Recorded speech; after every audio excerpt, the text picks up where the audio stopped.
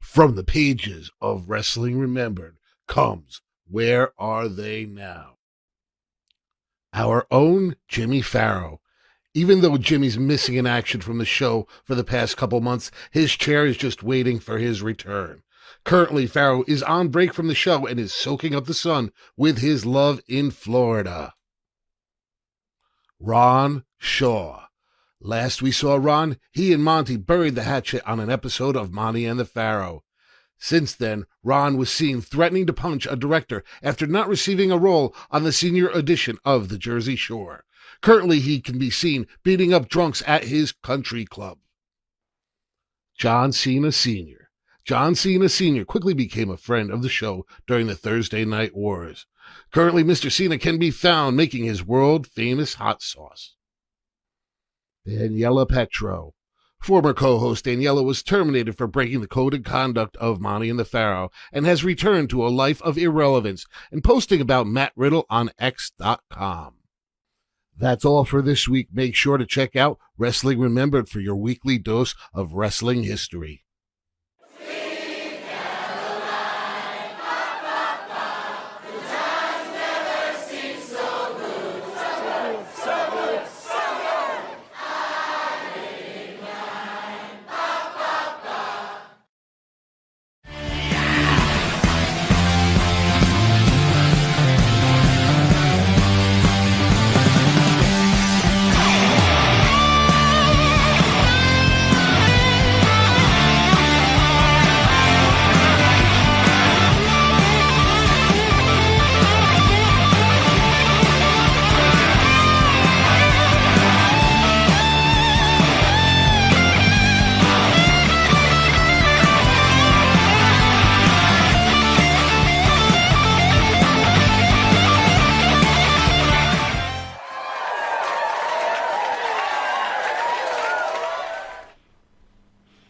All right, welcome back to Long Island's #1 pro wrestling broadcast, Monte The Pharaoh, only seen here out of Indie Music Televisions in Ronkonkoma, New York. Guys, I want to welcome you. This go-home show before Christmas. I'm sorry for the late start. Our guest is running a little bit late. He got stuck at work, but he should be joining us shortly. Abe is watching to see... Look, he said probably another 20 minutes, Abe, so we'll just run a show without him. See what goes on. Hold on. Just texting him. If not, we're going to have to run this alone. Not good for the go-home show. All right, guys, sorry about that. So, couple of things going on with the show. We all know that Jimmy is down in Florida. Jimmy obviously is trying to reestablish himself in his new home. We've been talking about him trying to find some time coming on Thursdays and being back on Monte and the Pharaoh. And so we got a lot of work there. Abe has been working production at the board. We've got a lot of new shows on the channel. We've got True Crime, which is a crime show. We've got a baseball show, Twin Bill. I don't know if Benny could correct that. What do you call it? We got so many different shows. Sorry, I'm a little off base here because I just had expected my guest to be on time, and I verified with him numerous times. So I am sorry if I'm disappointing everybody. B40. Maybe we'll just go this route. Maybe I'll just answer questions about the show. Maybe a quarterly update. So you're asking, what about Skinner?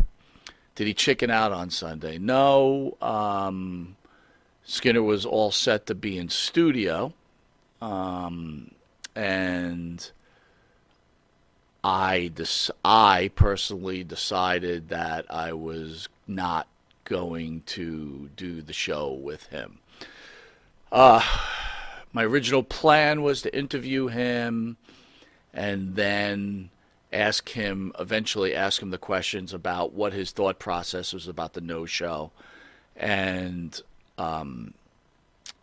wasn't probably 40. I probably wasn't in the best mood, and I wasn't going to be professional like I usually am. I mean, I know I ask hard questions, or we ask hard questions here, but I don't think I was going to be highly professional with Steve Kern. I'll give you a few reasons. Number one, because he decided I wanted to approach our interview the first time differently. He decided that Jimmy and myself didn't understand pro wrestling or his thought press of his generation. You guys watched that show where we had the blank couch, right?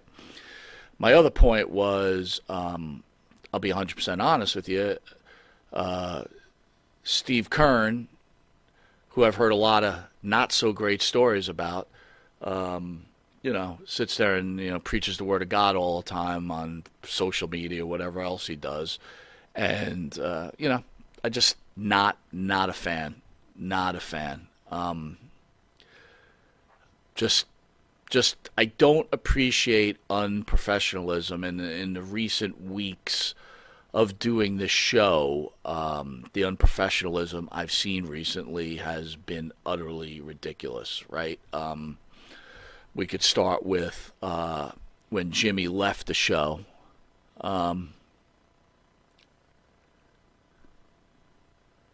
Let me see.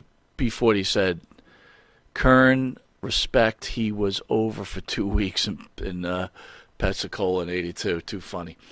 So it starts when Jimmy leaves, right? I decide, and even Jimmy and I were talking before he left to Florida, that I wanted to bring a female host in, hence the gimmick of Jenny Pharaoh, right? Jimmy doesn't really have a sister, right? But we just thought it would be a funny gimmick. And I was talking to a few people that were interested in the role, but towards the end, that was before Jimmy was going to leave, right? So we were like, we'll bring this person on, we rerun this gimmick, right? Just entertainment, have a good time. And then Jimmy obviously goes to Florida, right? Life happens, and that's the move he had to make, and I totally get it. So I make the now unwise decision to bring in what's her name, right? So I thought, considering all her social media posts and everything else, that she would be good for the show.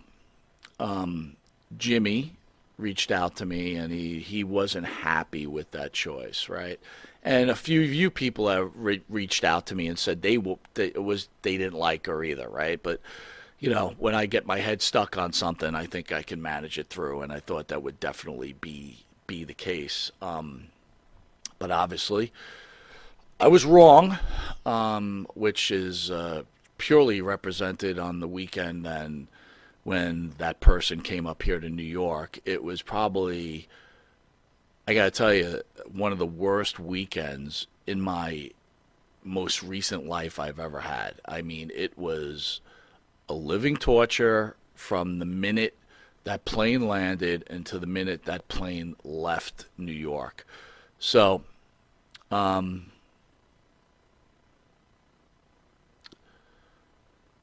so that's where we're going. So again, when we bring on a lot of these wrestlers, most of them come on for free, depending on the situation. Some want to be paid. It depends on the situation, right? So we have a lot of sponsors that sponsor the show, things like that. But in recent weeks, I've run across some major issues with some sponsors and them being professional, right? So if you make an agreement with me and the show, the expectation is you're supposed to be there. Danny, he's running late. He's stuck at work. Again, he may no-show me. I don't know.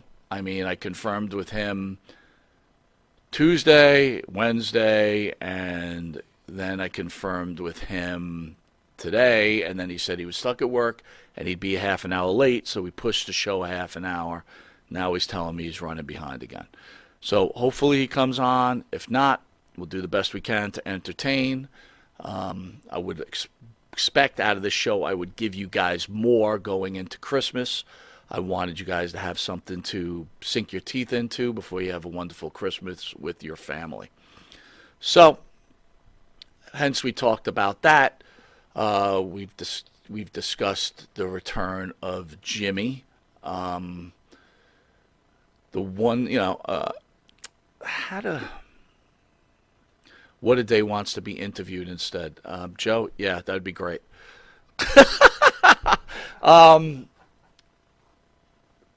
How do I put this? So, I've been in this, we've been in this 3, 4, 5 years, and we've had some really great moments with people, and we've tried to do our best to entertain people. But I will tell you that Jimmy and myself both agree on this, that we've never run across so much nonsense and BS through our lives. It's been crazy, crazy, crazy, and it's amazing. And maybe maybe I'm just, I don't know what's the word when you're maybe I'm just naive, Abe. What do you think about that? I mean, there were a lot of things that were kind of unforeseeable, you know. I mean, you got to put your trust into people sometimes, and sometimes people don't reciprocate, you know.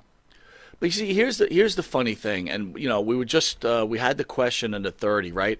So there's this guy on X, and he's complaining about, and maybe throw up some pictures, that Alexa Bliss's manager, like he had some kind of deal with them, and the manager got whatever he was getting for, and then sent a check to this fan.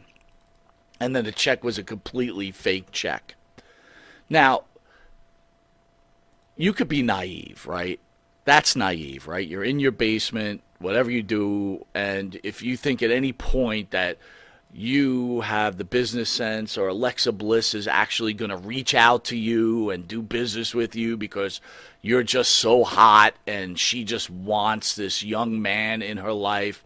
The big joke I always say is, like, if you just say you're a fan of Alexa Bliss and you like her page or you follow them, somehow whatever they use, spam mail or however they work, you'll get Alexa Bliss -124, writing you and say, oh, you're so handsome.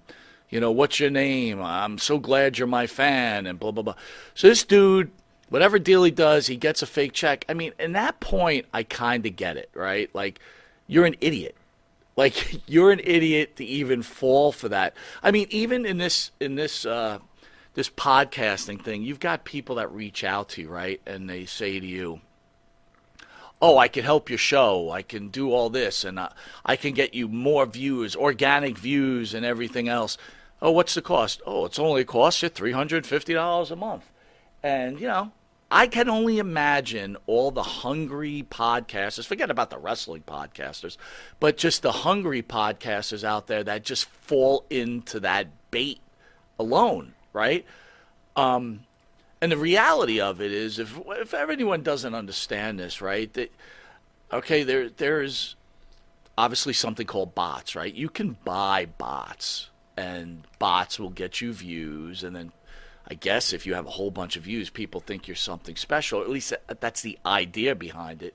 So some dude puts together a business plan, and he tells you, pay me $350, and he pays, $80 for bots, shows you that he's doing something for you, and in the end he's making 100% profit on every sucker that falls for this nonsense, right? So, like, I'm a big analytics guy in my job, and I'm a big analytics person, and that's why I love YouTube, right? YouTube has every analytic. There's no one can tell me anything different, right? So I got people like, I'll use Bruce for example. So ESO, good friend of the show, I consider him a good friend of mine, right? He actually he controls the show now. I actually have given him full access to the YouTube channel. I'm going to give him full access to the Facebook channel.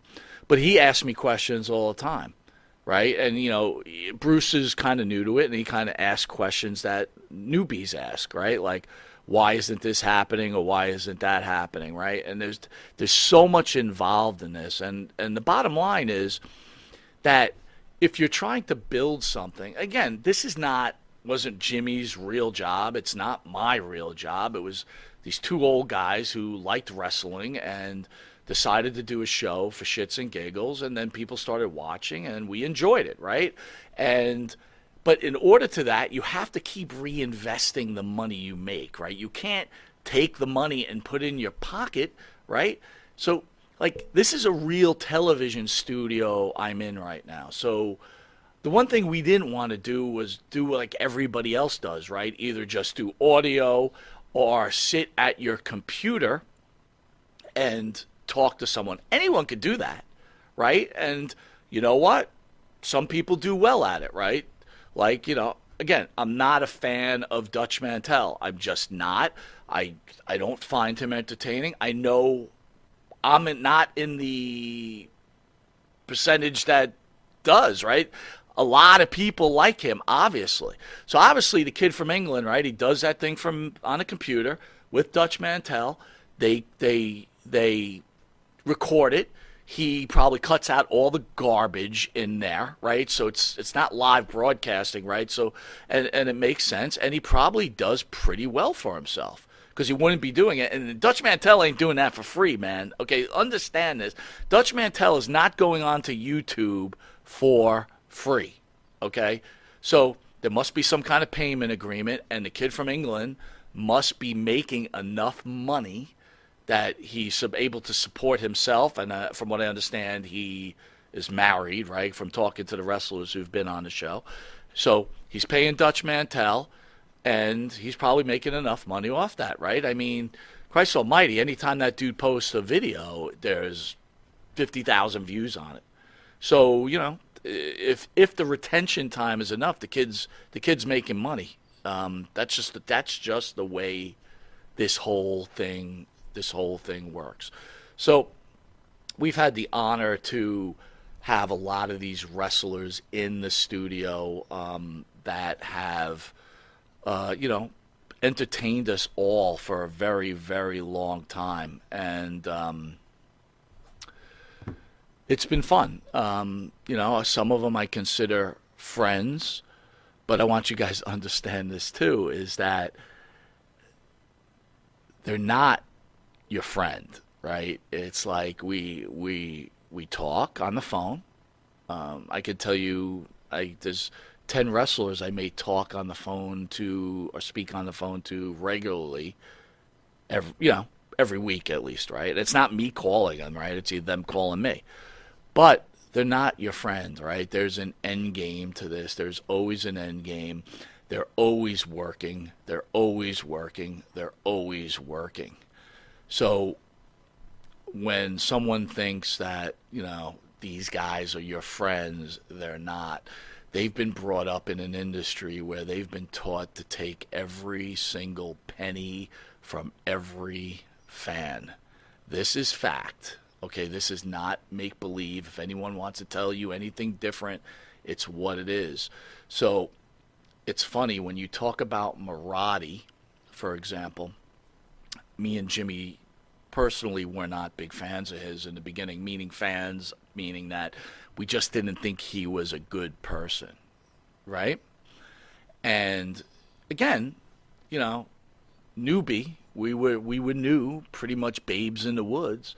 So the way we looked at it was that, he was mean to the wrestlers and took advantage of the wrestlers, yada, yada, yada. Well, in the reality of it, guys, when I look at it all and you come full circle, the first channel gets knocked out. We've done all these interviews. We've met all these people. We've had dinner with them, whatever else. Marati was just protecting Marati because Marati knew that he was probably going to be worked. ESO's talking. I saw it. Let's see. RJ says you're right, Monty, and a lot will get offended by pointing that out. Well, thank you, brother. I mean, this is facts. So I kind of understand where Marati's coming from, right? I totally get it now. I understand because now firsthand, ESO says he saw it firsthand with Jerry Saggs and Aaron Sims going at it. So the story behind that is we have a bunch of sponsors, and part of the deal is the sponsors want some autographs. So they, some have restaurants, things like that. They want autographs put on the sign. So when an agent comes here, part of the deal is they have to give me 10 signed photos, right? Because I have 10 sponsors that want these photos. Now, I'm not always privy to everything that goes on here, right? Because I'm in the studio setting up, making sure everything's going properly, things like that. ESO was down in here in New York, and he was taking care of some of my business for me, right? Making sure things were signed. I have people that enjoy the show, and a lot of time, and again, let me put it this way: the real trust and the real people out there are the people right now watching this show, or right now that write me and tell me how much they enjoy the show. Why are they the real people? Because you're honest, caring people. This is fact, and I'll use an example. I have one person, I won't name him, he watches the show regularly, and he'll send me things to be signed, right? Because he knows wrestlers are coming in. Now, in this world that I've seen since doing the show, half the time people would take advantage and steal the shit or do something with it. I have one guy that waited 8 months to get his stuff signed. It was sitting in my man cave because of my connection to the wrestler he wanted to have signed. It just kept falling through. So, and that's why I say you guys are real, right? Every one of you are real. So anyway, ESO's in the back, and Sims, who's the agent, knows what our deal is, and he's getting the 10 pictures signed. But what does he do? He tells Sags, sign 25 pictures. And Sags is like, for what? He goes, Monty's sponsors. So, always being worked, right? And good. Sims is a friend of mine, but I called him out on this too, because I told him, don't use my name for shit, right? Don't do that. So, he wanted to get extra autographs, 15 extra autographs, which he'll sell to the general public, like all of us, for $40, $30, $20. It's all free, right? So now you have the Nasty Boy signature. 20 times 10, 200. 20 times 20, that's $400 in Eric Sims' pocket using my names. That's the way it is. And you know what? That's the one thing I do enjoy about the show. When I have a wrestler on the couch, I don't try to embarrass them, but I will ask the hard question. Because you know what? There's a lot of nonsense. There's a lot of nonsense going on. And the one thing I don't accept from anybody is disrespecting me or disrespecting my friends, right? Or disrespecting my family. So, again, Luce, thank you. Luce always has been by our side since the minute we started this show. Or at least within the first year anyway. Always has had our back. Always a good guy. Always took care of us. I'll be honest out there. Luce wrote me a few times, and right, Luce, and you can verify this. You told me that co-host was a mistake, right? And I didn't argue with you. I just said trust in Monty. I think I said, but just like I'll admit it. When I'm wrong, I'm wrong. We've seen a lot of stuff here. I got to tell you, I try to answer every comment on all our social media pages to the best of my ability.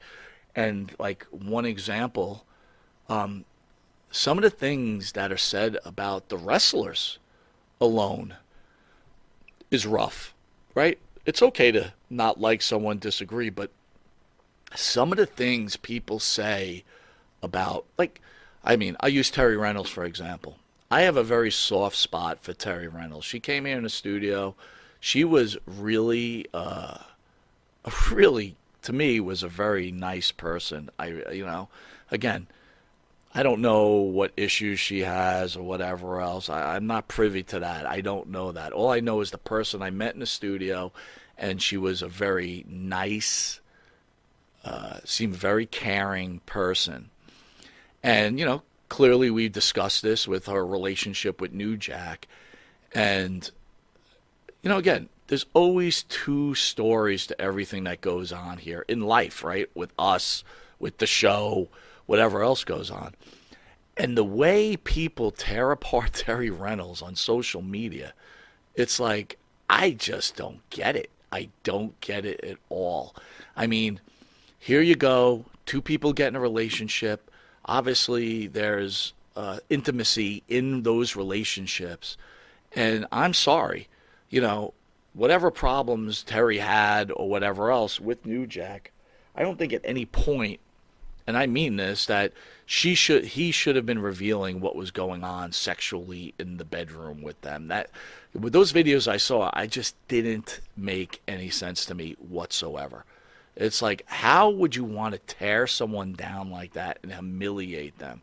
And then, obviously, people who see those videos, they hold it as the truth. And I'm not saying it's not the truth. What I'm trying to say to you is that they'll sit there and then they'll just talk like they know about it and destroy someone. And I'm thinking to myself, boy, oh boy, if you're in this role of fame at some point, how do you handle that kind of abuse? I don't know. I could certainly understand why certain people would probably check out. Phil, you're bringing up the Iron Claw, right? Now, I'm a huge Von Erich guy. And more importantly, I'm a huge Kerry Von Erich guy, right? I just, for whatever reason, growing up, I thought Kerry Von Erich was one of the greatest of all time. And here's a guy who made it in wrestling, NWA World Champion, clearly had some drug issues, and we all know the story. When he got caught with prescription drugs, there was no doubt he was going to jail. Instead of going to jail, he decided to shoot himself in the chest. But I thought to myself, like, wow, here's Kerry Von Erich. Why would he have killed himself? Why not just like hang out and just do the couple of years you got and get out of jail? And then I look like a guy like Ken Patera. This guy who spent a lot of time in jail for literally throwing a boulder through a McDonald's window, right? I mean, some people get less for more. I mean, let's just use Sonny, for example. I mean, how many chances did that girl get without going to jail? Ken Patera will never live down that until the day he dies, that McDonald's deal. Now, again, it's a story, a good story for wrestling, a good story to maybe talk about. But the way people talk about Ken Patera is literally about that situation is embarrassing. Like, to be Ken Patera and people to dog you like the way they dog him, it's pretty disgusting in a lot of ways. People nowadays don't know. Like, you can say how you feel, but you don't have to go to a point where you try to destroy someone. What's the point of destroying people? And look, me and Jimmy are guilty, right? And more me than Jimmy, right? Because I would say to Jimmy, I want to talk about this. This is what we're going to talk about. And, Jimmy's always been a good partner. And even when he disagreed, he still was part of the team and went that way. And a lot of times it was good. A lot of times it was bad. Use Riddle, for example. Ken Patera says a disgruntled employee threw the boulder. I know he did. And I don't know if that's true or not. It didn't seem like Jim Brunzell and Greg Gagne thought it was true. But, again, here's a guy who was an Olympic weightlifter, and let's call him an Olympic hero. And his greatest fame, claim to fame is going to jail for a hamburger, which is just insane in my mind. But going back to my other thought was, Matt Riddle, right? We all remember Matt Riddle was accused of something by an independent wrestler right here on Long Island, and Jimmy and I defended him. And then all these other things started coming out about Matt Riddle, where we eventually met whatever her name is, right? And the reason I won't use her name anymore is because I literally don't think I've never disliked a person more than that, right? So how quick that turns, right? So Jimmy and I did a pretty solid job on Matt Riddle, right? To a point where Matt Riddle was going to come on the show, and then I think he wanted to kick the shit out of me and Jim. Like, literally, he was going to be on that couch right after his contract was up with the WWE. He was going to be sitting on a shot. It was a done deal, guys. Okay, I'm not bullshitting anyone, all right? That was a done deal. And then it got, then he kind of, I don't think he really knew who we were. He knew who we were, but when the deal was done for him to come for the interview, I don't think he realized it was us. And once he found out it was us, the deal was squashed. But the fact of the matter is that we went after Matt Riddle off of someone else's supposed experience with him. And after you get to know that person, you realize, I don't know if Matt Riddle really did this, because this other one's a friggin' whack job. She's a literal whack job. So that's why, we're guilty, right? We're guilty. We were guilty with the Marati thing, right? Because we thought Marati was a bad guy. And just going back to the start of the conversation, Marati really wasn't a bad guy. He just was protecting Dan Marati. And you know what? These guys will crush you. If you had a penny to your name, they would take that penny. So when people tell me, about GoFundMe pages and things like that, I'm not funding anybody's GoFundMe page, because you know what? These guys would take your last penny, take your last shirt. Let's get real. The kid in England.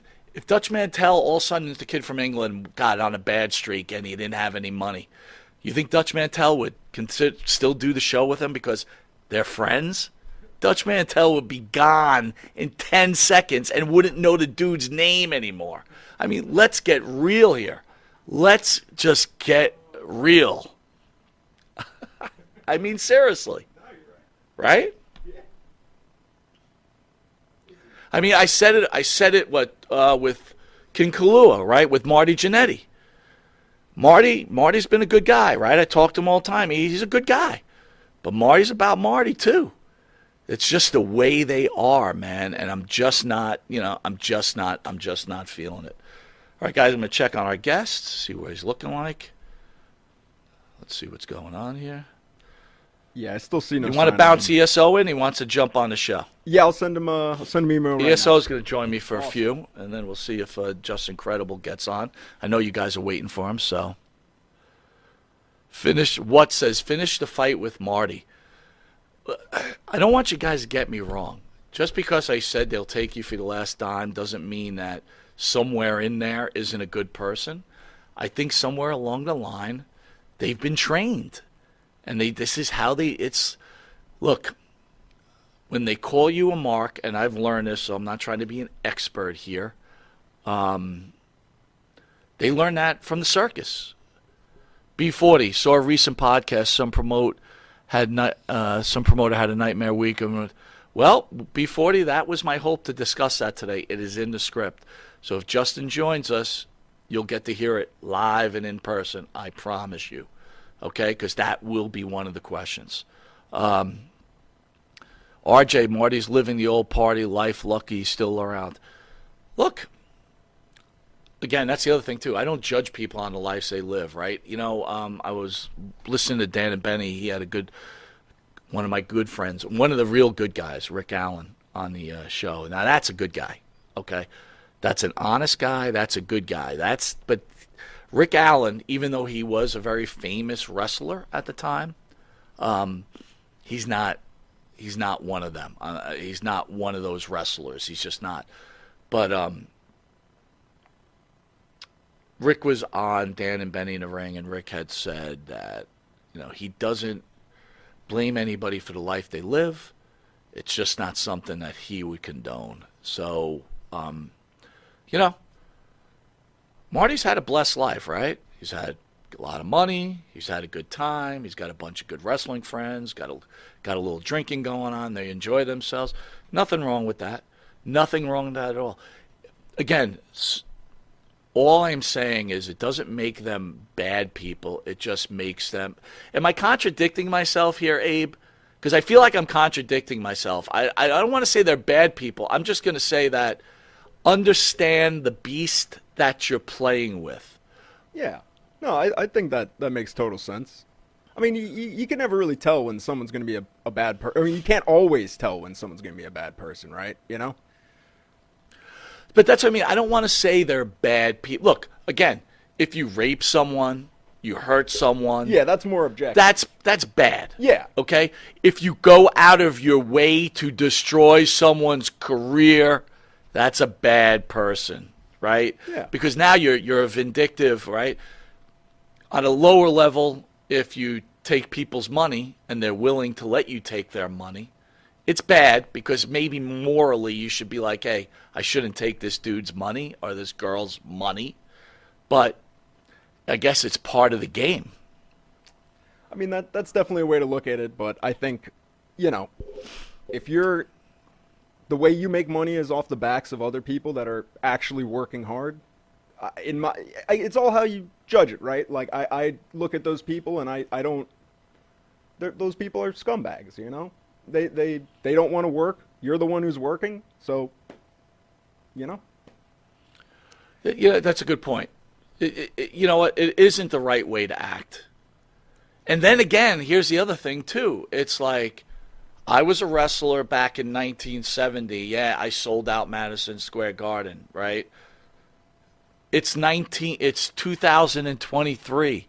You're now irrelevant. In reality, you're irrelevant. You're as relevant as I am, okay? And that's not saying much. So my point is like, you know what? Check yourself. Understand yourself. I mean, I'll go back to a year ago or a year and a half ago when I was ranting about AJ Lee charging $900 and the promoter charging $900 for an autograph and a picture and something else. And it's like, at what point is enough here, right? It's like, this is, guys, this is why I don't belong, right? I'll tell you a story. Way back, I tried to get into promoting a little bit. I wanted to see if I could do it. So I had Roddy Piper, right? Roddy Piper, one of the all-time greats, famous guy, right? Bring him in, right?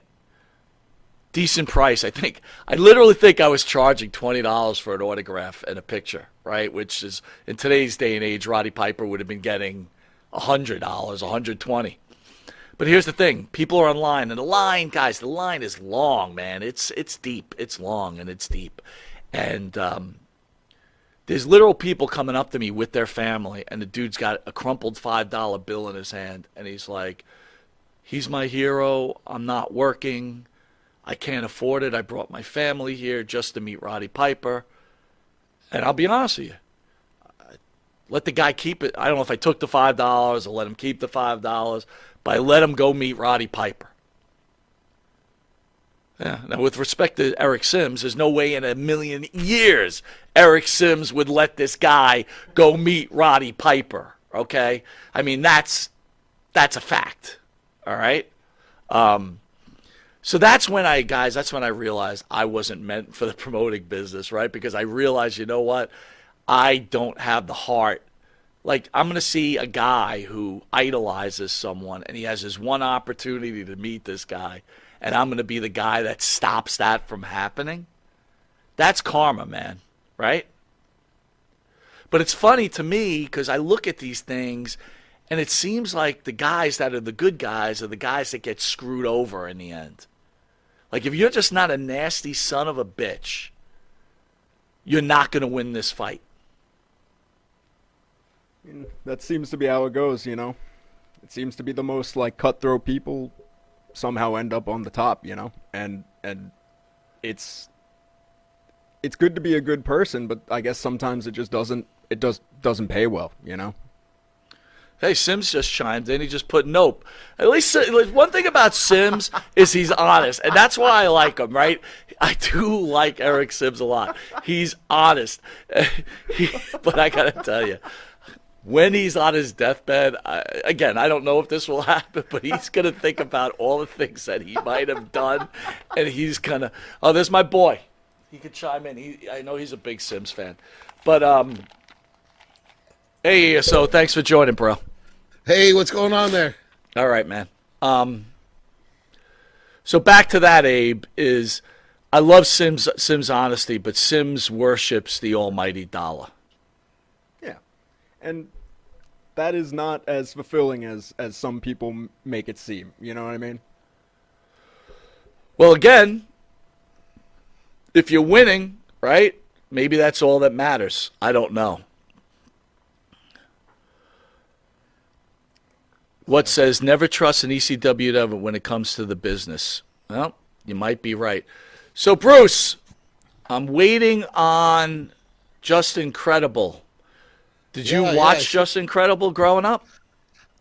I did. I saw him in the Attitude Era, but no, I mean, I was not a big Just Incredible fan. But hey, he definitely had his time in the spotlight there. Maybe not in the main spotlight, but he made it up to the big boys. Yeah. Yeah. Business and success is with ESS. I got to tell you. So let me ask you something, Bruce. In the short time that you met Eric Sims, what were your thought processes when you're driving home, thinking about that wonderful... In fact, you know what? I'm going to give you the dais right now. Tell the people your experience that weekend, soup to nuts. No. Let me start. No, let me start with the first time I met Eric. And honestly, I have a lot more. I like Eric now. My first interaction with him was the first time I came down to interview with you. And when we did Tommy Wildfire Rich, Manny Fernandez back then. And I brought down, at that point I was sponsoring the show, and my main business is T-shirts and custom apparel, stuff like that. And Eric didn't even want to greet me. Eric says, "Hey, you have one in 3X." At this point, listen, I wasn't. I was so enamored because check. I'm hanging out with Marty Jannetty. I'm hanging out with Tommy Wildfire Ridge, Manny Fernandez, all these awesome people, and Val Venus, Eugene. It was a great night. So I had these rose-colored glasses on, but I went home that night, and one of the things that really struck me was Eric really wasn't friendly. He didn't know who I was, so he didn't care to get to know me at that point. Now, since then, I've met Eric several times since then. He knows me by name. We've gotten to have a little bit better of a relationship. But, it takes that little bit with him to get to that point. And, I was there in the room with Eric and Sags, and, Sags turns to me and says, "You got 30 sponsors on this channel?" I'm like, "Well, yeah, Jerry, actually, we probably have a lot more than that, but I'm just sitting there. I'm trying to watch Phil and you interview Magnum TA, and I got these two fighting in front of me." So, you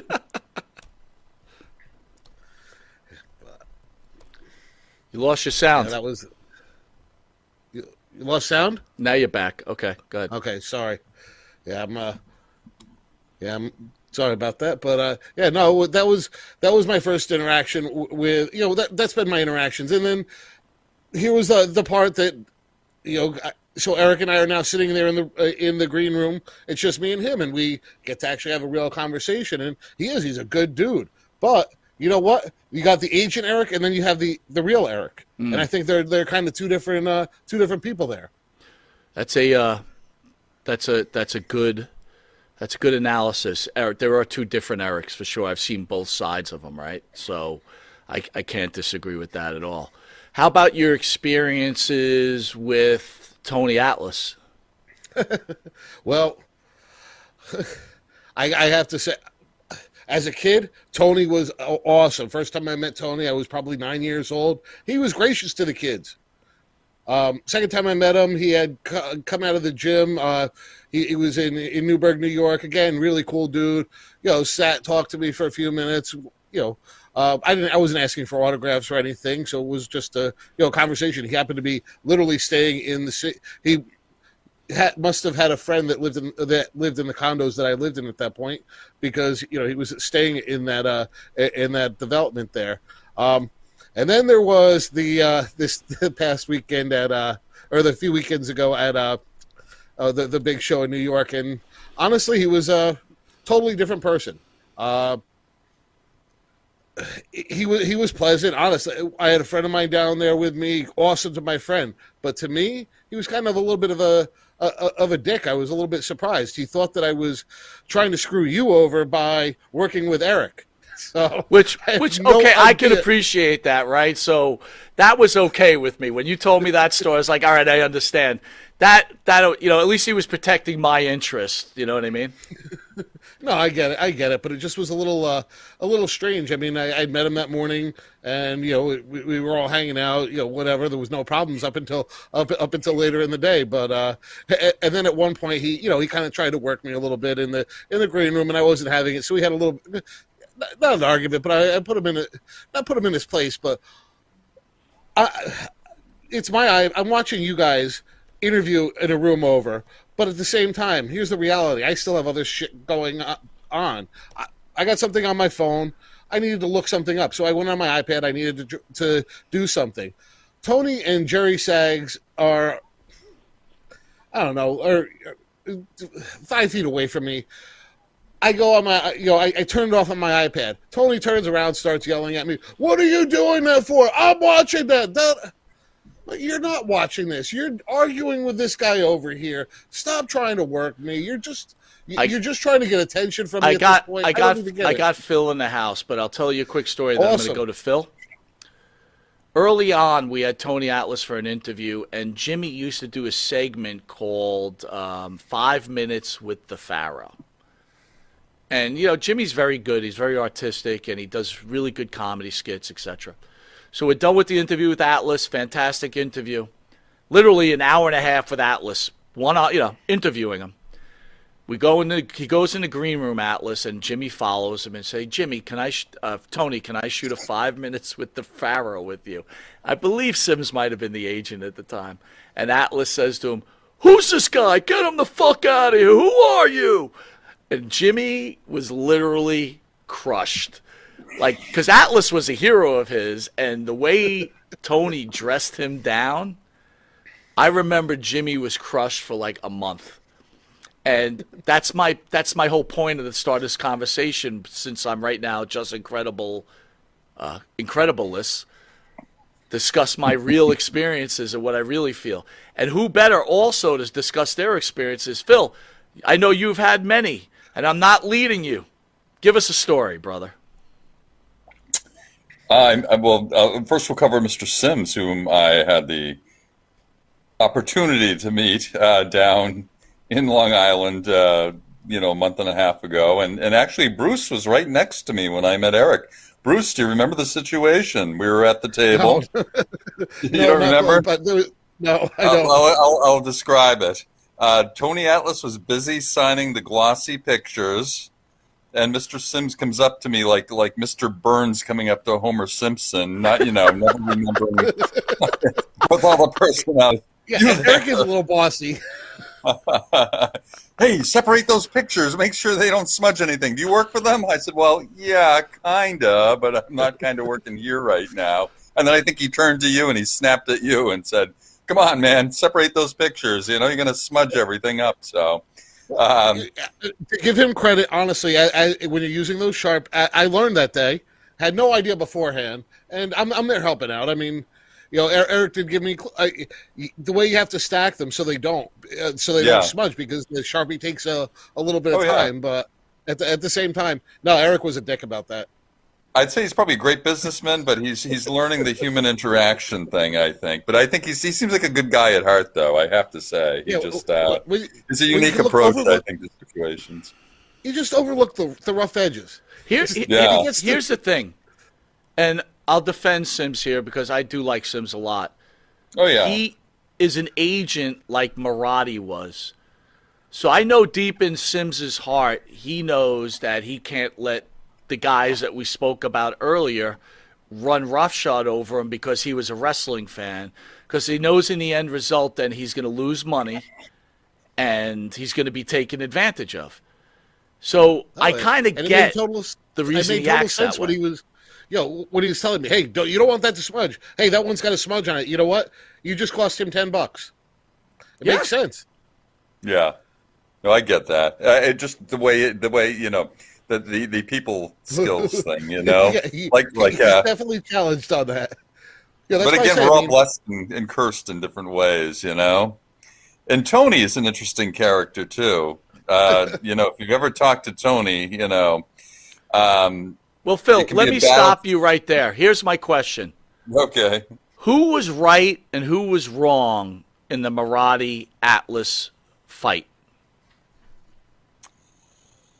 Oh, well, we know that Dan did go to some extreme measures to exact, I guess, I'd say a little vengeance. And you know, it's interesting, and I think that was Dan's personality. I don't know if it was the Boston in him, the Italian in him, or what it was, but we saw it with Justin. And I don't know if you're going to broach that subject, Mike, or you were intending to talk to Justin about his last appearance on Boston Wrestling. I don't know if you know much about what happened. No, I Do you do remember not. that? Fill me in. Well, Justin had come down, and I actually met him at the studio a few times. He was slated to do a series of interviews, I think even a weekly sort of thing. And he being in Connecticut, you know, relatively close to the Boston studios, he's able to drive up. So he had a deal with Dan, and of course, Dan had prepaid him. And he was scheduled to come up again, and he just blew it off. He, you know, maybe he has a million excuses. Maybe they're all legitimate. I don't know, but it seems like this has been a kind of a history here. So he no-showed Dan, and Dan basically aired the last recorded show with Justin. And this show went on air. Mind you, this show went on the air the night that Dan died. So very, very weird timing. At the end of the show, Dan blasted Justin's phone number on the screen. He explained what happened and put Justin's phone number on the screen, and had a little, I guess, a little more revenge too. So, you know, that was Dan's thing. You know, if you screw him, he's going to get you back, and perhaps even more so. So, Right. you know, was it extreme? Was it too much? You know, in Tony's case, was very personal, and with the family especially, I totally get it. It's, you know, family kind of should be off limits, I think. yeah, Well, that stepbrother beyond that, thing though, was a little, who was wrong there? Tony told me the story that Dan would give him no money at all, basically. And then when he finally asked for a raise, they had a falling out, and Tony said, okay, I just don't want to do your show anymore. And then Dan went on the offensive on him. Is that true? Only Dan really knows that. Only Dan and Tony, I think, ultimately, because Dan would keep, you know, what Dan says and you know, what happened might be a little different, you know, and Dan kept some of those things close to his vest. I think maybe both parties were a little bit at fault. You know, Dan certainly helped Tony up big time, and Tony in turn during COVID invited Dan up to the house, came up to Maine, and they did their interviews there. And let me point you to a video if you don't have it already, and if you haven't seen it. One of the funniest scenes was Dan was on the porch interviewing Tony, and Dan had an inordinate, tremendous fear of cats, and the neighbor's cat apparently jumped into the into the picture actually as they were broadcasting, and Dan jumped out of his seat, almost shrieking like a girl and swearing. It was the best scene, man, and priceless. So I tell everyone, check it out. Funny. I watched it a million times. So Phil, being part of that Boston wrestling scene and everything, did you see Dan taking advantage of wrestlers like Marty Jannetty and Iron Sheik and Tony Atlas and some of the other ones that have accused him of doing that? Or do you see more of the wrestlers working against?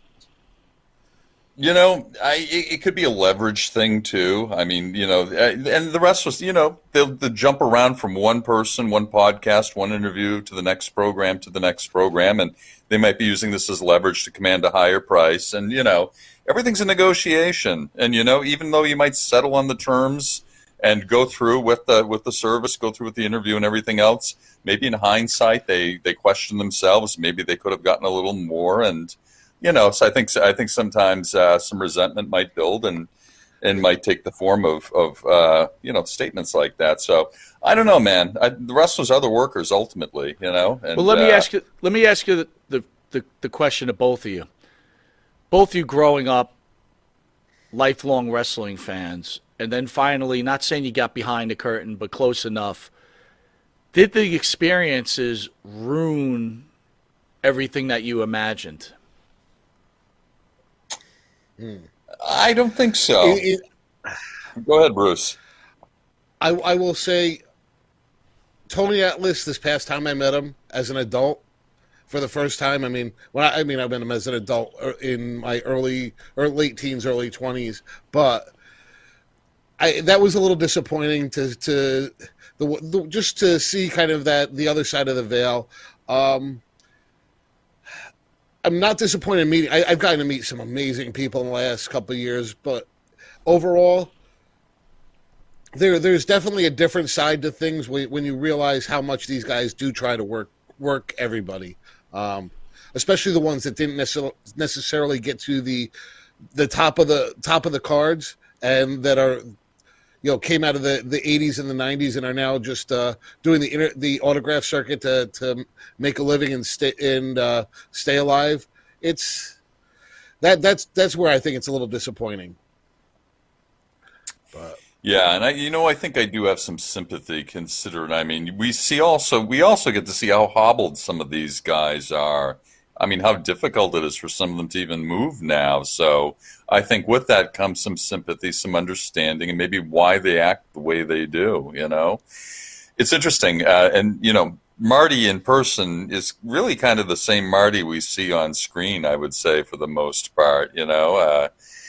I think he is kind of who he is, no matter what, when the cameras are on or not, and I think that's true for most of these people too. They are who they are in large part, and can they be a little conniving, a little shady sometimes? I guess so, but you know what?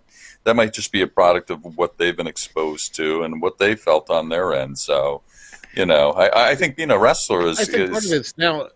Also, I think now it's also recognizing that because, I would say me in my 30s, if I would have been approached by some of these wrestlers that I've met in the way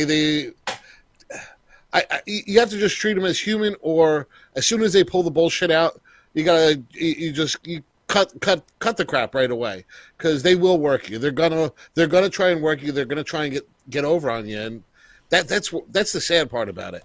But overall, once you do that, I think that most of them are okay people. But listen, you still got to have your guard up. Yeah. I don't know. To me, it's scary that you have to have your guard up, right? You got to do business the right way. Oh yeah. Yeah, but and you know what? I grew up in New York, and the area of New York I'm from, Orange County, Newburgh, New York. You got to have your guard up all the time anyway, because it's scammers. Everybody's out to work you for something. And listen, I'm the nicest person in the world, but I'm not an idiot. So you always have to have your guard up. If it smells like roses, it's probably shit. So you just got to, if they're presenting, the more they hype it up, the more you got to think, what's the other side? You said Orange County. Is that where the Tuttles are? Where that motorcycle? Oh yeah, those guys are hustlers. Those guys. Yeah, they are. Yeah, hustlers. I Paul Tuttle, I knew a little bit. Senior or junior? Paul Tuttle Junior. Yeah. I did know Senior a little bit too. I met him, but Paul Tuttle Junior. He was a few years older than me, but I was a baseball player. He was a baseball player, and he was always pompous dick. Here's the thing, though. Here's the thing. And I'm probably more guilty than most, right? If you trust someone too much, you're going to get burnt. And you know Absolutely. the players that you're playing with, right? So the script is written there, right? So we use tonight for an example. I knew there was more than a 50% chance that he was not showing up tonight. Me too, absolutely. But Definitely. I said, you know what? This is Monte the Pharaoh. These guys know how important we are. I'm hoping he won't blow it. But I always verify, right? I always verify 2 days before, a day before, just to make sure, because shit happens, right? People have their real lives, and I get it. But the minute I just knew it, like after he said he's like all good, I knew something was wrong. Yeah. And then when I wrote him tonight, just to make sure, and then it took a while for an answer, I knew there was a problem. But then you fall into the survival mode, right? You're like, oh shit, what am I doing now? I'm knee deep in it. All I can hope is that someone's going to stand by their word. And then most honestly, and most of the time, they just don't. Yeah. This is the third instance where I personally know the parties involved on the back end who are getting burned by this guy. The third instance in however many years it's been, 2.5 years or whatever. Seems like every year I'm party of this situation where he just doesn't honor his end. But let's talk the reality of it, though. This is just incredible, right? It's not like this is Magnum TA, right? It's not like, dare I say, Steve This Kerr. guy's never main evented anything. How about just unreliable? Well, dude, there's a Maybe whole an bunch IndyCar. of just at the bar, just the dealer's late. There's a lot of that going on the chat. If I read this, it's hilarious. But it's like,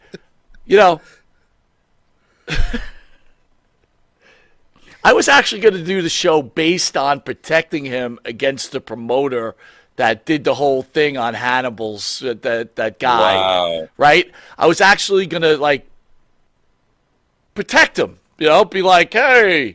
But the reality of it is I knew what was going to happen. And it was like, I told Abe, I'm going to go. He's at work. I'll give him a half an hour. We'll start the show late. RJ says, just where's my weed?